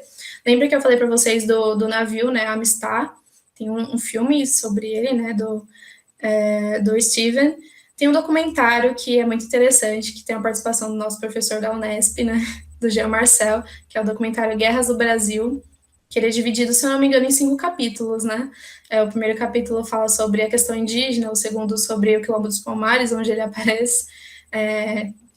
Também tem outros capítulos variados. Eu deixei para vocês também o poema, né, do Castro Alves, Navio Negreiro, para vocês escutarem e refletirem bastante sobre isso. O filme Quilombo, que é um filme brasileiro, né? Besouro, que eu acho que, assim, gente, vocês precisam assistir esse filme. E 2 pessoas que são referências para a minha pesquisa pessoal, né, e para os meus princípios políticos, que é a Lilia Schwartz e o Flávio Gomes, né, eles falam bastante no Nexo Jornal, né, acho que vocês devem conhecer, sobre escravidão, liberdade, sobre as várias facetas das escravidões que aconteceram no Brasil, e também foram referências do que eu falei hoje para vocês. Acho que já acabou, né, professor? Slides? Essas são as referências que eu usei de leitura, né? São muitas, né? Isso mostra que o trabalho do pesquisador é árduo, gente, é difícil, mas é possível. E assim, não precisam vocês lerem tudo, né? Isso aí são só referências, caso vocês tenham tempo e curiosidade, vocês vejam. E é isso, gente. A aula foi essa. Eu espero que vocês tenham gostado, que eu tenha contribuído, nem que seja 1% na formação intelectual de vocês. E qualquer dúvida, é só aí. Ah, eu achei a aula incrível, né? A gente conseguiu ver vários pontos, né? Desde o período colonial, por exemplo, quando você falou, né, da conjuração baiana, né? E aí a gente lembra também da conjuração mineira, né? Nossa, que diferença, né? Tem esses dois grandes movimentos, né? Um ali tá ligado, né, com as classes populares, né, com a primeira parte da Revolução Francesa, né? E o outro tá mais ligado ali com teores republicanos, né, dos Estados Unidos, mas sem voltar para a população popular, né? E para a inclusão dos negros, né? Muito interessante, gostei muito da aula, né? E a gente vê como esses reflexos continuam ainda hoje, né? Mas esse protagonismo na história é muito grande, né? E não é muito difundido também, né? As pessoas não têm muito conhecimento sobre essas grandes personalidades, né? Como a gente estava comentando outra hora, né, Maria Isabela? Sim. E eu queria saber se alguém tem alguma dúvida, alguma coisa que quer. Eu acho que agora é esse o momento, né? Tá aí uma pessoa que sabe do assunto. Bom, a Victoria falou, quando ela falou sobre o primeiro jornalista negro, eu lembrei da novela do Globo, né? Novo Mundo, né? Que é uma novela aí que a gente tem que questionar bastante, né? Como historiador. Mas é real, gente. E, tipo assim, se vocês tiverem alguma coisa a acrescentar, alguma curiosidade que eu também não citei, acho importante a gente deixar esse ambiente bem horizontal, né? Não tô aqui como professora inquestionável, questionem, falem o que vocês acharam dos slides, do design. Mas eu espero que realmente tenha surtido algum tipo de questionamento e de efeito para vocês a minha fala. A gente vê que os livros didáticos eles abordam minimamente a escravidão e minimamente a escravidão ainda colonial, né? A gente não tem muito acesso ao que aconteceu no século XVII, XVIII, XIX, a não ser quando falamos de economia. E a escravidão não participou só da economia, né? Ela participou de âmbitos sociais, culturais, psicológicos, né? Porque a gente tem uma imagem formada da construção do negro e do negro da terra, do indígena na nossa cabeça, né? O Mário levantou a mão. A Vitória comentou porque lá um jornalista negro provavelmente estava representando ele. Na novela, né, Vitória? Na novela, sim. Provavelmente sim. É porque eu não tô assistindo a novela Novo Mundo, mas provavelmente deve ser Francisco mesmo, que tá sendo representado lá. Acho que O Mário levantou a mão, Mário. Se você quiser falar, pode falar. Antes de mais nada, eu só gostaria de reforçar o que eu disse ali no chat, porque foi simplesmente maravilhosa a aula, foi, nossa, sensacional. E enquanto eu assisti a apresentação, a palestra, me ocorreu uma coisa que eu não tinha pensado antes, e por conta disso eu sou muito grato, que é justamente essa ideia de que quando a gente vai estudando um pouquinho mais da história da escravidão, não só no Brasil, mas no mundo todo, de uma forma mais geral, a gente às vezes não percebe a atuação dos negros em busca de mitigar esse cenário. Porque eu pensava, pelo menos até entender um pouco mais sobre isso, até começar a buscar mais fontes, ler mais a respeito, e nossa, a Princesa Isabel foi um anjo, porque ela instaurou a Lei Áurea por pura bondade. E não foi assim. A gente sabe, e principalmente agora depois da palestra, que houve muitas guerras e eu nem sei se guerra seria, talvez revolta seria a palavra mais correta, mas houve muitas insatisfações antes disso. E a Princesa Isabela não foi um símbolo de bondade só porque ela fez isso, sabe? Eu acho que é simplesmente inspirador pensar essa atuação dos negros, assim, nossa, é incrível. Muito, muito obrigado. Eu que agradeço, Mária, a sua contribuição, e é exatamente isso, né, que a gente se propõe a debater aqui, né, como os personagens, eles foram tidos como heróis, e como desmistificar essa imagem, né, porque, como a gente viu, a assinatura da Lei Áurea foi o ponto final, assim, final mesmo, porque a escravidão já estava insustentável naquela época, né, a gente viu que, desde a promulgação das primeiras leis de tráfico, ali no começo do século XIX, já começava a perder a certa legitimidade esse sistema, né? Então a gente vê também como os negros e seus descendentes foram bem ativos nesse processo, né? A gente tem algumas coisinhas aqui no chat, né? Você quer ler? A Vitória pode, se quiser ler, pode ler. Quer que eu leio? Pode ler. A Victória Dantas começou, né? Principalmente quando a gente está no Fundamental 1, né? E o professor só fala de datas importantes, né? Não deve situar tanto ali o contexto, né? A importância do movimento, né? E a Andressa Marques comentou assim: conforme nós vamos conhecendo a história, parece que mais aproxima, ela fica, e o que antes parecia um passado bem longe, nós vemos que é pelo contrário, né? É muito próximo e ainda existe hoje, né? Exatamente, né? Isso, né? Tá muito próximo da gente nesses movimentos e tal, né? Exatamente. A gente vê, por exemplo, a formação visual das cidades, o Rio de Janeiro, por exemplo. De onde que veio os morros? Veio após a abolição, as pessoas não tinham de morar. Desde da lei de terra de 1850, os negros e os seus descendentes eles eram impedidos de serem proprietários de terras. Então, eles se amontoavam em espaços considerados marginalizados da sociedade, né? E a gente vê como é a visão hoje do Rio de Janeiro, segregacionista, aqui em São Paulo também, né? As periferias aqui, por exemplo, onde eu estou em Guarulhos, há muitas periferias em que qual é a cor predominante? A cor negra, infelizmente. E é o que o professor João falou no começo, né? A escravidão tem a gente tem que saber a história, mas tem que também saber as marcas até hoje, né? Por exemplo, o sistema de cotas, qual a importância do sistema de cotas e por que ele foi instituído. Então, são marcas, né, que permanecem na nossa pele, na minha pele, por exemplo, na pele dos meus familiares e de muitos outros que sofrem diariamente com preconceito racial, né? Exatamente. Eu achei também muito interessante, né, aquela parte que você falou, né, que a escravidão começa a ficar ruim para o Brasil, né? O Brasil está naquela política, já está se fragmentando com a Inglaterra naquela questão Christie, né? Mas o Brasil também está buscando, na verdade, uma identidade, né? O Dom Pedro II, ele é muito ligado, né, com essa ciência, com esse romantismo que está buscando isso, né? E a escravidão só está ali, né, colocando isso como uma coisa muito ruim, né? Não está sendo tão visto essa parte bem vista, né, das ciências, né, da literatura, né, por conta da escravidão também, né? Mesmo que haja pessoas que estavam participando, né, desse movimento, né? Com certeza. E, tipo, começaram a surgir novas perspectivas na história, né? Como você estudar a família escravizada, como você estudar as relações matrimoniais que eram estabelecidas. Porque a gente pensa, uma cidade que mais de 50% da população era negra, como que a gente não vê a escravidão acontecendo, né? Como que a gente vai colocar isso para debaixo dos panos? As pessoas estavam lá, estavam se estabelecendo, os mestiços estavam nascendo. E como é que ficam essas pessoas, né? Porque elas estavam num não lugar. E é justamente isso que a gente começa a pensar, né? No colorismo, que é uma pauta vigente agora, né? Da onde que a gente vem, para onde que a gente vai. É... é bem complexo, né, professor? É bem complexo mesmo. A Andressa comentou: fiquei apaixonada por história do cursinho, graças ao professor João. Ai, obrigada, Andressa! Mas vou prestar serviço social pelo mesmo motivo do tema abordado hoje. Precisamos de políticas sociais urgentemente. Exatamente, Andressa. Presta mesmo e preste na Unesp, viu? Seja nossos vizinhos de departamento, Andressa. Exatamente. Preste na Unesp. E é um tema, gente, muito necessário, assim. A gente pensa nesse âmbito de história para passar no vestibular, mas é um tema que nos atravessa diariamente.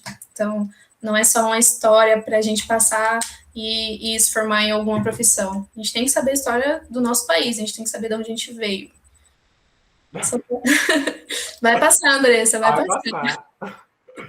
Eu acho interessante essa parte que você está falando, né? Porque, por exemplo, né, falando desses reflexos ainda hoje, né? A gente tem, por exemplo, né, o Sérgio Camargo, que está ali, né, na Fundação Palmares, né?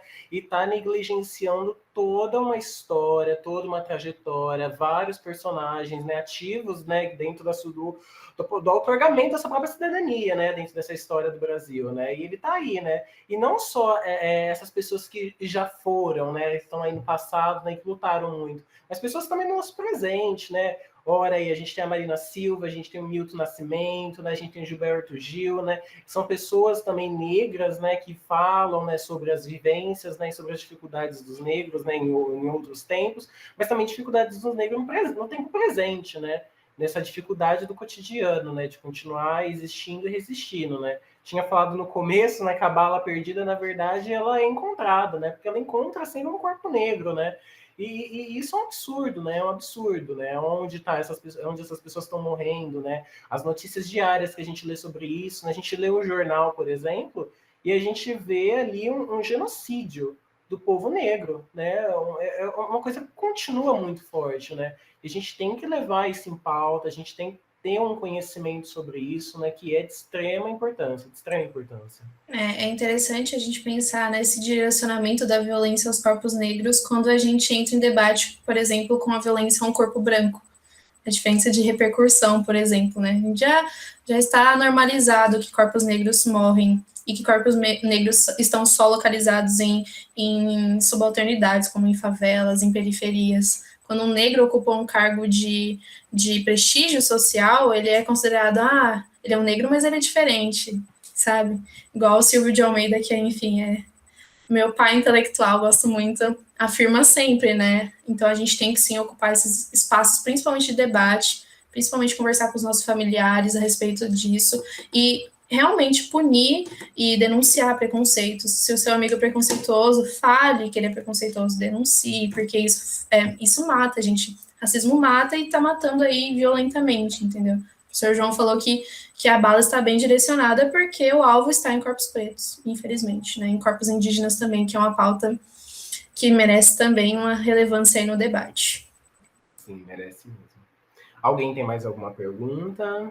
A Victoria Santos falou assim, eu penso muito sobre os negros na minha árvore genealógica, né? E que provavelmente meu bisavô nasceu era escravo, né? A gente tem, né, esse resquício muito forte, né, ainda, né? As pessoas, né, bisavós, né, e tal, estão bem ligados, né? De pessoas que nasceram na senzala, né, e tal, né? Isso é muito louco, né? A gente pensa que 3, 4 gerações atrás da gente estavam sendo escravizadas. Então, a escravidão tá aí, gente. Historicamente falando, ela tá pertíssima, como se fosse ontem, né, que aconteceu.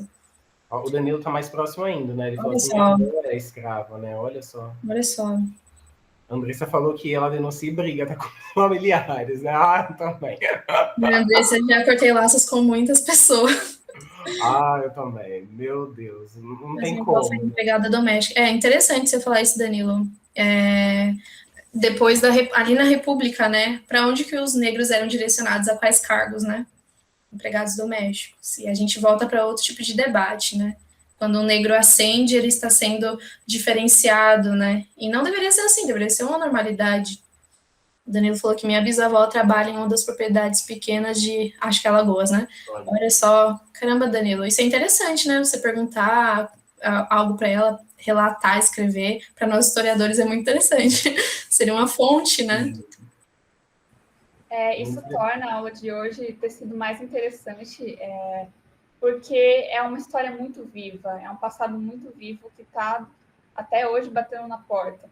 Se pensar bem, o Brasil tem mais tempo como escravista do que com liberdade a essas pessoas, né, esses corpos negros. Então, é um passado que está aí, que a gente precisa discutir sobre ele, que é uma pauta indispensável para a nossa sociedade, para a nossa construção de uma sociedade antirracista. Enfim, só quero parabenizar você, Maria Isabela, a aula foi incrível. Eu mesma aprendi muito hoje, me arrepiei em várias partes da sua fala. Enfim, acho que era só isso que eu queria acrescentar mesmo. Nossa, eu não tenho nem como agradecer a vocês. É um estímulo intelectual para mim, para minha pesquisa e como pessoa também, compartilhar um pouco do que me foi possível ser passado, né? Eu acho que conhecimento é um ciclo infinito e me chamem sempre que precisar, estarei aí. A Vitória Anjos falou que Andressa, me senti. É porque elas estão conversando, né? A Andressa começou em cima, não me sentia. Eu mesmo, na parte paterna, né, sou praticamente a única negra, né? E sofri muito por isso, não aceitar na minha infância, né? A Vitória comentou, a Andressa, eu me senti muito mal na infância por ser negra de pele clara, né? Mas com a mistura com meu pai que é branco, eu nasci com o cabelo super liso, né? Aí essas discussões vêm dando voz às pessoas e outras opiniões pela falta de conhecimento, né? Exatamente. Dá até para a gente entrar no assunto de miscigenação no Brasil, que o povo brasileiro é isso. 51%, muito mais, 51%, se eu não me engano, a estatística da população negra no Brasil. E se formos pensar em misturas étnicas, é muito mais do que isso. Creio que a minoria é uma etnia só. Então, é um marco nosso do Brasil, é a miscigenação mesmo. É exatamente isso. Nossa. Se a gente for pensar na mestiçagem no Brasil, nossa, vão aulas e aulas até a gente chegar em algum tipo de consenso que a gente não vai chegar, mas que é importante a gente sempre debater sobre isso. Tipo, a minoria de direitos no Brasil é uma maioria qualitativa e quantitativa, né? Então, é um debate importante. O Danilo comentou aqui, eu já deixou o Otávio falar. O Danilo falou, né, da questão do cabelo, né, que ele deixava o cabelo crespo dele crescer, né, e ele sempre tinha que raspar, né. E é verdade, né, essa é uma questão também, né, as pessoas sofrem muito, né, esse preconceito, né, de ser considerado um cabelo feio, né, de ser um cabelo que não dá para lavar, né, e tal, tem todo esse preconceito, né. Quando a gente tem que entender que é um dos cabelos mais bonitos, né? Todos os cabelos são muito bonitos, né? Mas eu acho, assim, eu tenho uma paixão, né, pelo crespo também, né? Eu acho muito lindo, né? Tudo que dá para fazer com o cabelo, né? Muito lindo. A gente pode até pensar num debate, sei lá, tô pensando aqui, professor, uma coisa mais ampla, né? Como o capitalismo ele também absorve esse tipo de demanda para vender, né? Olha quantos produtos afros e de todos os tons de pele estão aí para vender. Mas e a questão da autoestima da mulher e do homem preto? E a questão da empregalista? E a questão do debate da CLT? A questão de pertencimento a faculdades federais, faculdades públicas, por exemplo? Na minha família, eu sou uma das primeiras mulheres negras a estar concluindo o ensino superior, né? Eu tenho na família mulheres negras empregadas domésticas, mulheres negras que trabalham na linha de produção, em trabalhos braçais, então é interessante a gente pensar nisso, né? E a beleza em si é só uma maneira do capitalismo ainda vender algo, né? O debate é muito mais amplo. E isso que o Danilo falou do deixar o cabelo crescer, deixa o cabelo crescer, Danilo. Se veja como uma pessoa bonita porque você é, né? Nossos traços são lindos. Exatamente. Otávio, se você quiser falar, pode falar. Tá, vou falar rapidinho para não tomar muito tempo, mas queria agradecer primeiro a Maria por estar aqui. Eu acho que são espaços muito importantes para a gente ter dentro do cursinho. É uma atividade que a gente acha como central, né, para toda a nossa formação, enquanto educandos, enquanto educadores também. Eu lembro que quando eu fazia parte do cursinho, enquanto cursista, né, foi um espaço muito importante para mim entrar nessas discussões, entrar nesses debates, né? Me reconhecer enquanto pessoa negra. Já me reconhecia, né? Mas afirmar minha identidade também. E eu acho muito interessante também trazer para vocês toda a contribuição que Franca tem para o movimento negro brasileiro, né? A gente tem Abdias do Nascimento, que é, nossa, um importante filósofo, pensador do quilombismo, né? Um movimento que acredita que o oposto da Casa Grande não é a senzala, mas é o quilombo, é a resistência, né? É a nossa forma própria de viver. Então, eu acho que é sempre interessante lembrar do Abdias, lembrar da Carolina Maria de Jesus, que passou boa parte da sua vida aqui na Cidade Franca. Inclusive, ela aponta nos livros dela que foram um dos melhores momentos que ela viveu, foi aqui na Cidade Franca. Tem o senhor Carlos de Assunção, um dos maiores poetas brasileiros que a gente tem, negros. Então, eu acho que isso é tudo muito rico. Franca tem um passado muito sombrio, inclusive, com a vinda dos italianos para cá, né? A população negra se dissipa na região. Então, Franca hoje não é uma cidade predominantemente negra, mas é predominantemente branca, né? Por todo esse processo de genocídio, de apagamento, silenciamento dos nossos corpos. Então, eu acho que a gente precisa sempre retomar essas discussões, né? Que, como o João disse, os corpos negros, eles sempre são alvo das balas perdidas, né? E Franca não está distante disso, né? Não sei se vocês lembram, se vocês ouviram falar do Alan Diego aqui em Franca, que foi assassinado com mais de 18 tiros da polícia militar. Então, é um processo que acontece e no interior não é diferente. Então, acho que a gente tem que ressaltar a nossa resistência, nosso poder enquanto população negra, e também que os brancos sejam aliados nessa luta, que a gente não consegue enfrentar o racismo, enfrentar esse sistema racista só entre a gente, né? E principalmente falando aqui de Franca, que tem cerca de 30% da população negra, que também já é muita coisa, mas a gente precisa dessa aliança e precisa discutir isso, desconstruir o racismo, né? E se identificar. Mas é isso, queria agradecer muito por você estar aqui, por vocês terem trazido essa aula para o cursinho, e vamos sempre dar continuidade nesse debate. Ah, tudo, adoro. Eu Mais agradeço, debate né, como esse. essa contribuição riquíssima do Otávio Henrique. Nossa, quando eu fui para Franca, para a Unesp, né, quando eu passei, eu senti bastante esse embranquecimento, inclusive na universidade, então é um ponto a ser bem debatido, assim, né. A Vitória Anjos, né, ela falou que, não, na verdade a Andressa, né, ela falou que antes era considerado um cabelo feio, sujo, o cabelo afro, né, inclusive esse ano no BBB teve uma prática de racismo nesse contexto. Aí o reflexo da escravidão diariamente na nossa vida, né? Também tem a questão dos cosméticos para a pele negra embranquecerem, é uma realidade, né? Isso é bem complicado, principalmente para as pessoas negras de pele retinta, né? Elas não acham produtos e cosméticos em relação à beleza, né? É difícil a gente desconstruir esse racismo estrutural, esse racismo que muitas vezes é também velado, né? A sutileza do racismo é que faz com que ele prevaleça, não é só as ações violentas, porque as pessoas podem até se horrorizar com um assassinato de uma pessoa negra, mas e quando ela passa pano para piadinhas dos colegas, né? Isso são imagens e palavras que vão entrando dentro do nosso imaginário e vão normalizando o racismo, né? A gente tem que desconstruir a partir desse espaço de debate e ampliar, né? A gente não pode ficar só aqui também conversando no EAD como se nada estivesse acontecendo. A gente tem que começar a agir, né? A gente tem que começar a agir dentro de casa, com os nossos amigos, familiares, nas redes sociais.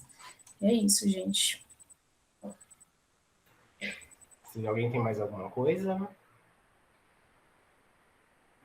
pessoal tá falando sobre o cabelo, né? A questão do embranquecimento. Né? Eu mesmo, por exemplo, quando eu não me reconhecia, né, como uma pessoa negra e tal, né, aí dentro do movimento, né, eu também comprava esses produtos, né, para questão de embranquecimento, deixar mais branco, né, a pele, né, e tal, né. Quando eu era mais jovem, eu fazia isso, né. Hoje, Deus me livre, Deus me livre. Amo minha cor. Tem um douradinho, eu falo que a minha pele é dourada, eu sou cor de ouro. Viemos de reinos, né? Somos Exatamente. puro ouro. Sim. Alguém tem mais alguma coisa, pessoal?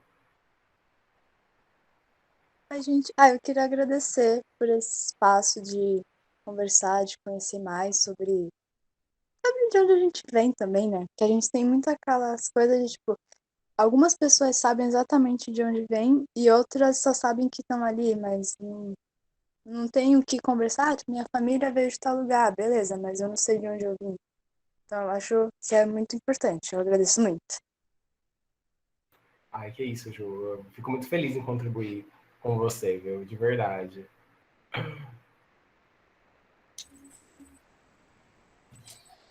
Alguém quer falar mais alguma coisa?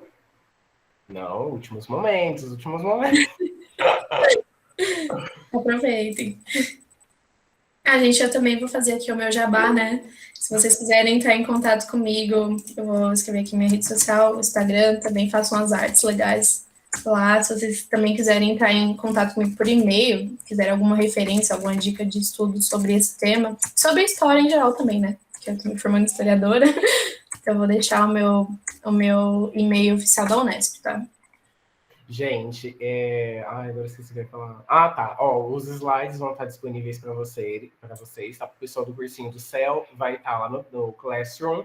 E para o pessoal do cursinho do CPVAN, vai estar lá no Drive.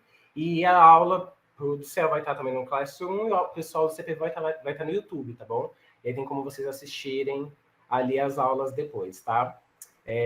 Muito obrigado, Maria, muito obrigado mesmo por ter topado, né, para a gente ter feito essa aula, né, porque eu acho que durante o curso, né, a disciplina, fica difícil, né, abordar todos esses pontos, né, dentro do Brasil, né, a gente acaba abordando mais os pontos políticos, na verdade, né, porque a gente não consegue adentrar né, nesses outros pontos que são de extrema importância, de extrema relevância também, né, tendo em vista tudo que vem cobrando nos vestibulares ultimamente, né, mas a gente vai dar conta de chegar até o final, né.